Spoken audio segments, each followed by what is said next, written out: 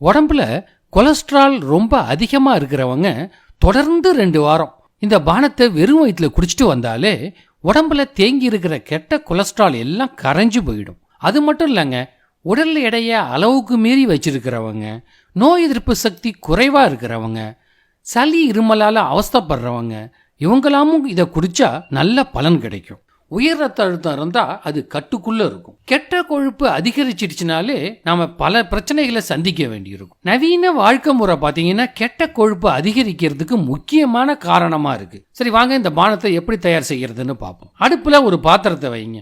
அதுல 1 டம்ளர் அளவுக்கு தண்ணியை விட்டுக்கிறேன். இப்ப இதுல ஒரு சின்ன துண்டு இஞ்சியை நல்லா தோலை சீவிட்டு சின்னதா இதை மாதிரி நறுக்கி சேர்த்துக்கிறேன். நம்ம உடம்புல இருக்கிற கெட்ட கொலஸ்ட்ராலை இஞ்சி குறைக்கிறது மட்டும் இல்லாமல் இதில் இருக்கிற ஜிஞ்சரால் ஒரு வலி நிவாரணியாக செயல்படுது, கெட்ட பாக்டீரியாவை எதிர்க்குது, நோய் எதிர்ப்பு சக்தியை அதிகரிக்குது, நம்ம சாப்பிட்ட உணவை செரிக்க வைக்கவும் உதவுது, மூட்டு வலி, சளி, காய்ச்சல் இதை எல்லாத்தையும் போக்குது. அடுத்தது நான் 4 பூண்டு பல்ல எடுத்திருக்கேன். இந்த பூண்டோட தோலை உரிச்சிட்டு எடுத்து வச்சிருக்கேன். பூண்டும் கெட்ட கொழுப்பை கரைக்கும். அது மட்டும் இல்லாமல் இதில் இருக்கிற அத்தியாவசியமான ஊட்டச்சத்துக்கள்லாம் நாம் சாப்பிட்ட உணவை நல்லா செரிக்க வைக்கும், உடம்புல இருக்கிற நச்சுக்களை வெளியேற்றும், சளி காய்ச்சலை இதுவும் தடுக்கும். இந்த பூண்டை கல்வத்தில் தட்டி இதில் சேர்த்துக்கிறேன். இதை நல்லா ஒரு 5 நிமிஷம் கொதிக்க விடுங்க. நாம் அடிக்கடி சாப்பிட்ற நொறுக்கு தீனிகள் தான் கெட்ட கொழுப்பை அதிகரிக்குது. Panipuri, bhelpuri, chicken pakoda, pizza, burger இது எல்லாமே கொழுப்பை அதிகரிக்குது. இந்த கொழுப்பு பிரச்சனை வந்துடுச்சுன்னா ஆரம்பத்திலேயே அதை சரி பண்ணிடணுங்க.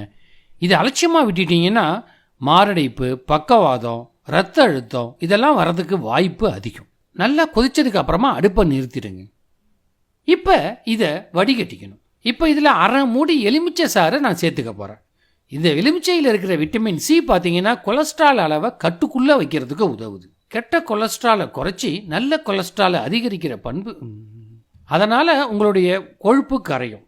அடுத்தது 1 ஸ்பூன் அளவுக்கு தேனையும் இதில் கலந்துக்குங்க. இந்த தேன் என்ன பண்ணுன்னா ரத்தத்தில் கலந்துருக்கிற கெட்ட கொலஸ்ட்ராலை இதய குழாய்களில் படியாமல் பார்த்துக்கும். ட்ரை கிளிசரைடு அப்புறம் கெட்ட கொலஸ்ட்ரால் அளவை குறைக்கிறதுக்கு தேன் ரொம்ப உதவுது. பானம் நமக்கு தயாராக இருக்குது. இதை காலையில் வெறும் வயிற்றுல குடிக்கணும்.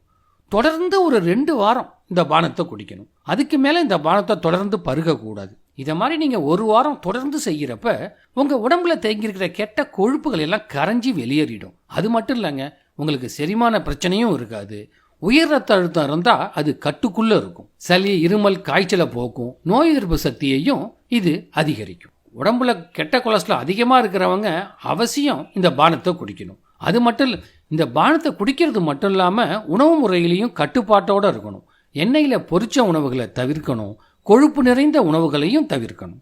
இந்த காணொளி பிடிச்சிருந்ததுன்னா உங்கள் விருப்பத்தை தெரிவிங்க, உங்கள் நண்பர்களுக்கும் பகிருங்க, உங்கள் கருத்துக்களை கீழே பதிவிடுங்க.